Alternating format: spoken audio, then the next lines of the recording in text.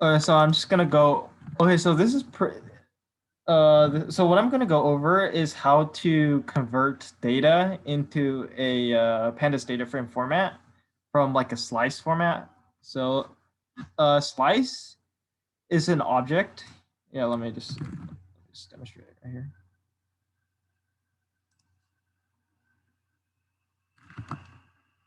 So here, so we have a slice, and the slice contains a lot of information.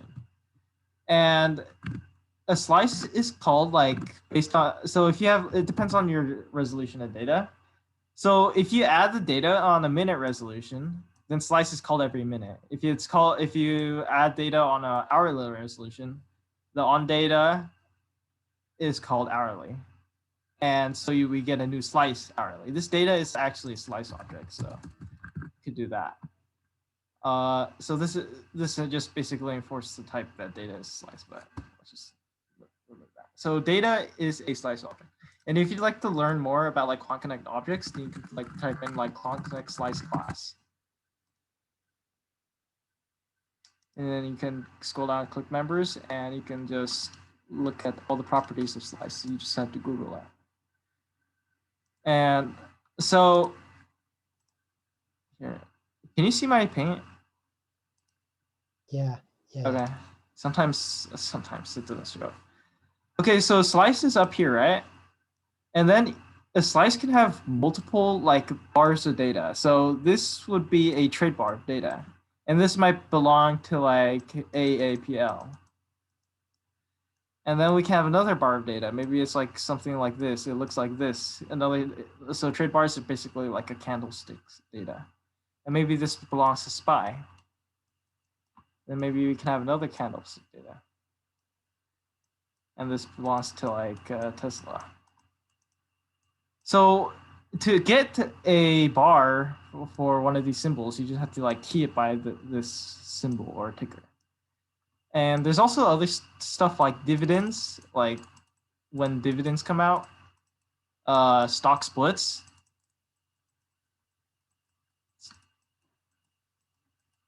And these may or may not occur on the same interview. I'm pretty sure it usually almost never doesn't. Occur like the on data can be called to pass in stock splits. It's probably usually not on the same resolution as, or like on the same interval that the data is passing. Okay. So let's create a rolling window. So rolling window. And what is a rolling window? I actually went over this in the previous lectures. Let's just create like a rolling window of size 10. And so what a rolling window is it's basically a queue, but it's backwards. I mean, like the indexing is backwards, so it's just a queue, basically. Hopefully you guys know what a queue is. So, okay. Okay, so if data, okay, so let's do data. Data.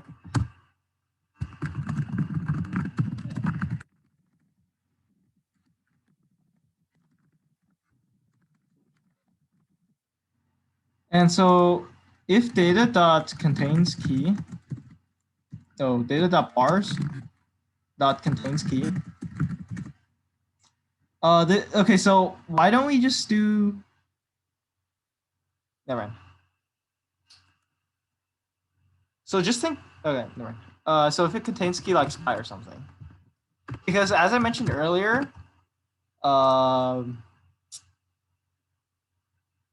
we want to make sure that we don't like add a slice that contains just dividends or stock splits, because that can't be represented in an OHLC format, like an OHLC data frame format. So we just have to make sure that the bars contains the bars, which are these things, contains some symbol. So that means we have some data. And then we have to add it to our rolling window. So self dot window dot add. Then we do data. Then we have to index it by SPY. Oh, no, actually don't. We just add the data. We just add the slice. And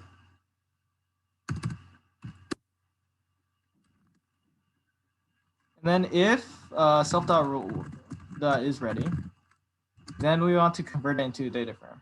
So let's copy this over. So df equals.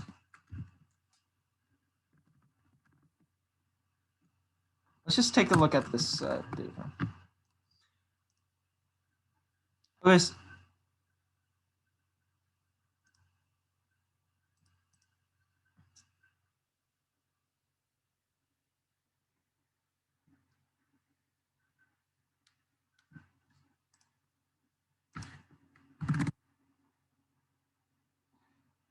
Okay, so there's something interesting that you might see is that the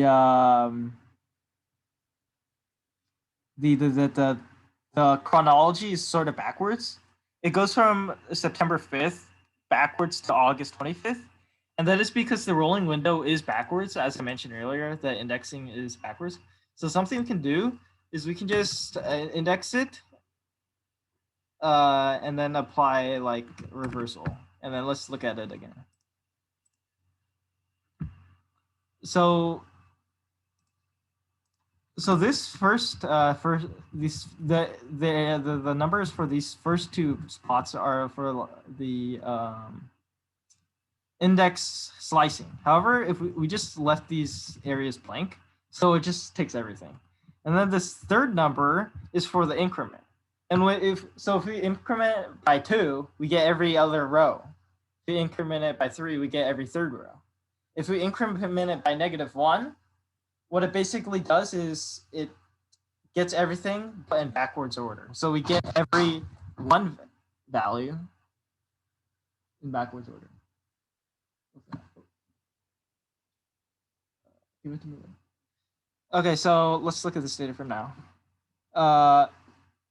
And so that's how it is. And so why might this be useful?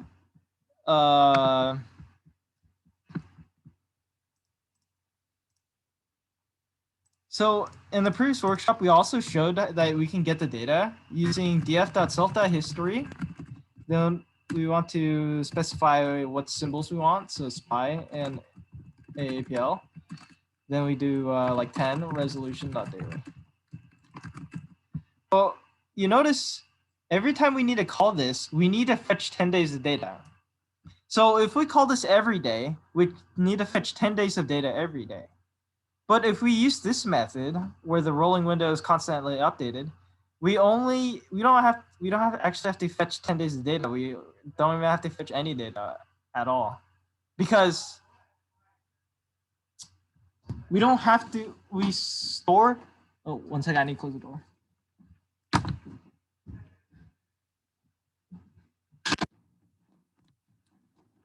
We store multiple points of the data on a rolling basis in a variable so that we don't have to retrieve it every time. And so what this does is that greatly speeds up backtesting.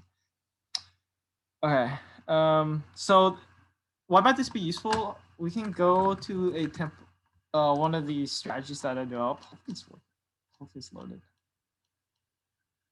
Oh, here it is.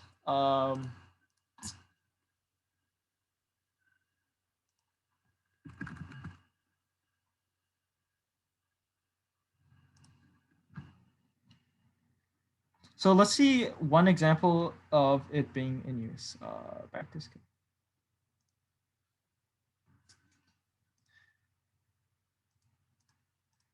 So here, same thing. We create a rolling window, and then eventually we call this pandas.converter.getDataFrame blah blah blah, and then we can pass it into a deep learning. Okay, so that's how you convert data into OHLC pandas data frame format. Okay, another strategy I want to go through is something called risk parity. And risk parity is a way of using leverage to actually decrease risk. So that might sound a little counterintuitive, because leverage is using try to use more money, but putting more money at risk, wouldn't that make you lose more money if things go down? Well, actually, that actually isn't always the case. So there's things called 3x leverage ETFs. Let's XPXL or something.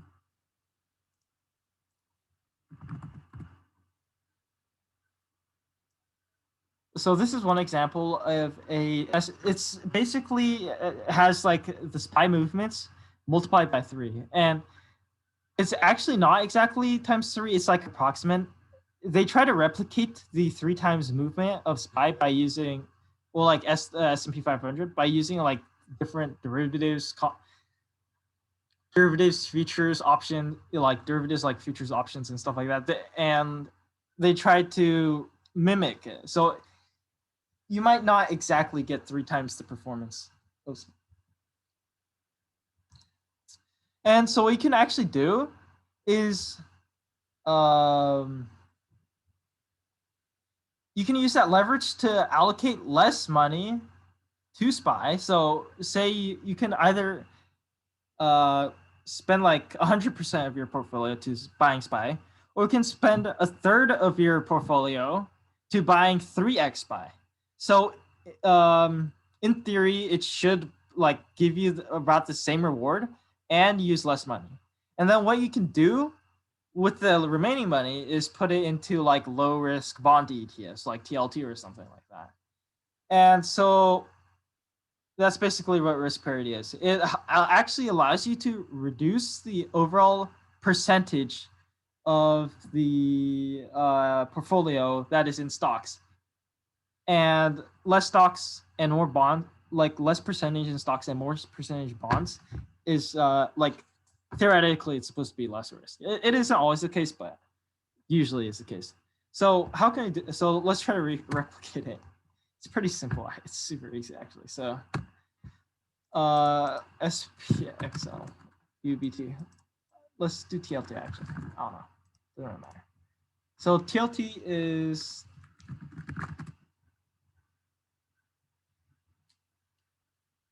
it's this thing. So let's do a scheduled event. So self.schedule.on.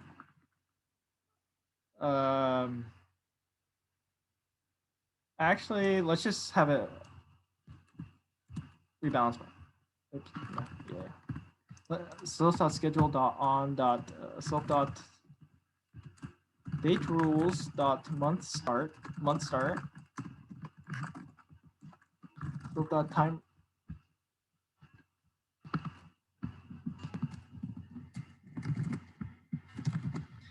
Self.time rules.midnight. And then self.rebalance. And so something interesting is like, why midnight? Well, on the daily resolution data, all orders are sent during midnight anyway. So, and then so what happens to these orders is they turn into market on open orders. So basically, they don't get executed immediately. They wait until the stock exchange is open and then the order is submitted. So a special type of order. Okay, so rebalance self, and then self.set holdings, SPXL. We want to set a third of it, and then self.set holdings. Let's do it undivided 3 actually.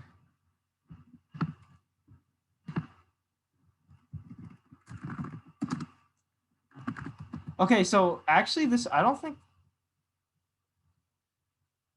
there might be something wrong with this code. Maybe like I'm gonna give the viewers like 10 seconds to like figure out what might be something that's wrong with this code.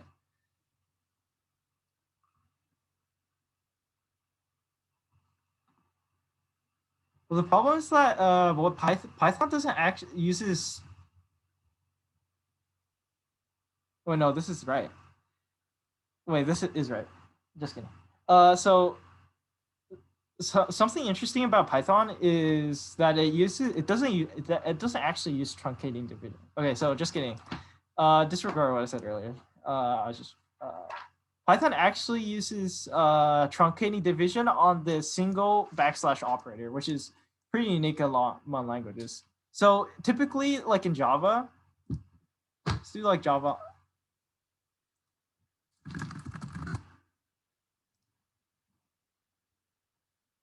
Let's try printing out 1 divided by 3 in Java.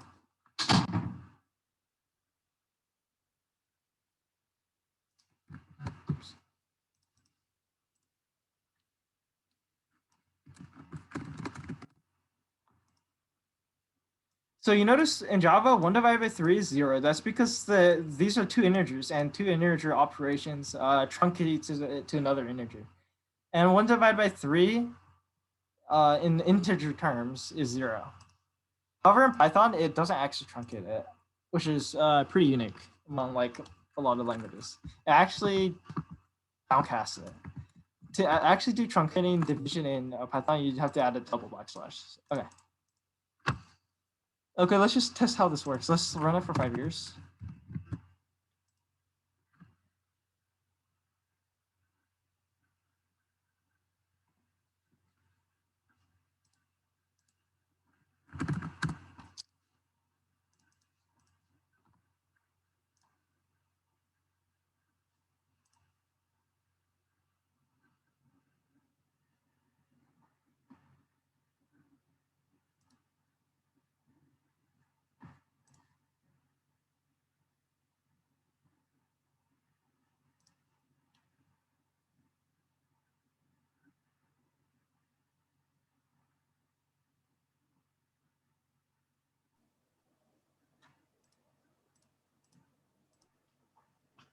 So can I ask a question? Yeah, go ahead. So basically what you did in that algorithm right there, which you're testing right now, is basically 5 years ago, you put 1/3 of your account into SPXL, 2/3 of your account into TLT, right? And then that's it. Actually, well, it also like readjusts the ratios every month because like as the price change, if like the price of the security change, the percentage of the portfolio represents also changes, right? So yes, it just like a rebound. Yeah, it's pretty simple. Okay. But okay. That's the only things I really wanted to go over today.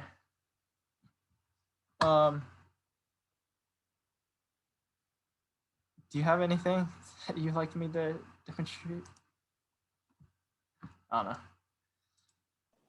Well, actually, I may have a question or two. So can you talk to me about the alpha competition? Like, are we as a team, how many people are on the team? Are we going to be like working together? Are we developing a strategy together? Is there like a team GitHub or Oh, okay. Yeah, I actually collaborative work?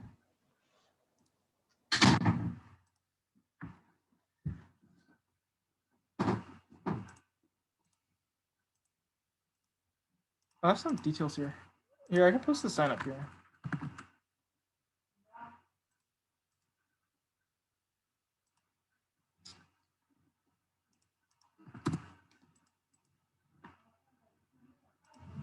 Actually, let me just post this instead. Okay, so this was for last week. So it's so what we're basically gonna do is have people like group up into teams based on like some topic that you're interested in. Well, we actually have a new topic now, so I actually need to change this.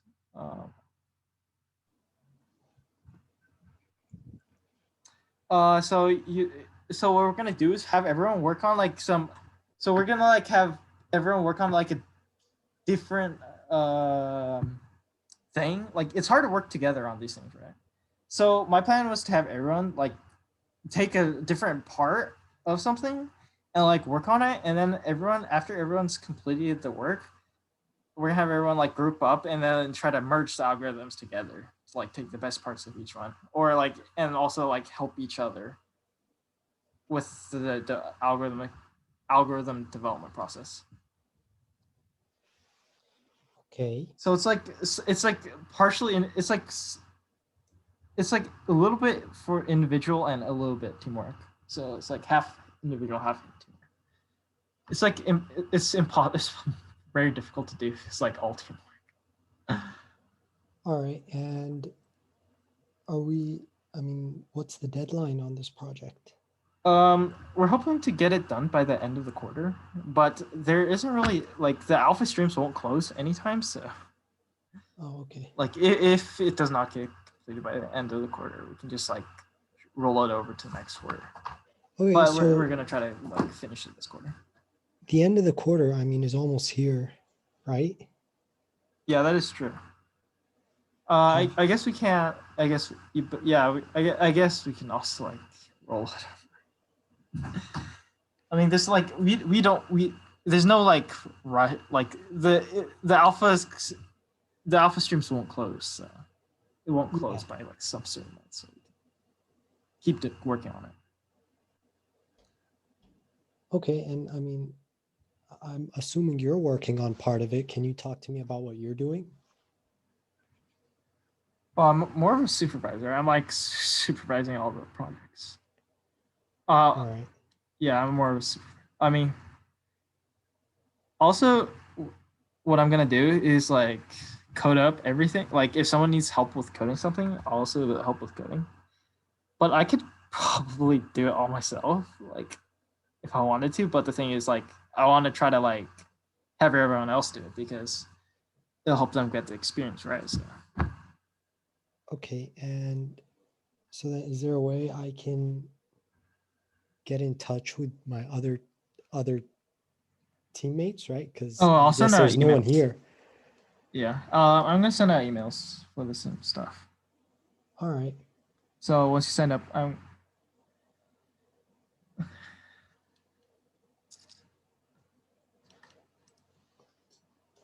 All right. So I was reading through like QuantConnect, the QuantConnect community tab, looking through some posts and whatnot. I saw that you had a couple of posts and you got like some special flair or something. Are you? Do you work for I'm actually paid staff for QuantConnect. Oh, okay. Yeah, so I'm pretty familiar with. I'm like part of the community support. Are you a student? Yeah. What are you studying? Computer science. Computer science. And you're also working for QuantConnect? Well, I work part-time, so it's not like full-time or anything. Oh, that's still pretty cool. Yeah, I started over the summer. And I just like kept doing it over the school year. Oh, all right. Well, for anyone who's watching this video, feel free to like also put in any like algorithm ideas that you'd want me to code up in the chat. I'd happily do them. Okay. I don't have any more for today's workshop. I'm gonna try to. So next week we're gonna definitely do more. We're gonna have another meetup for the alpha streams working on the alpha stream. So stay tuned for that. Do you have any more questions? Me? Yeah. Not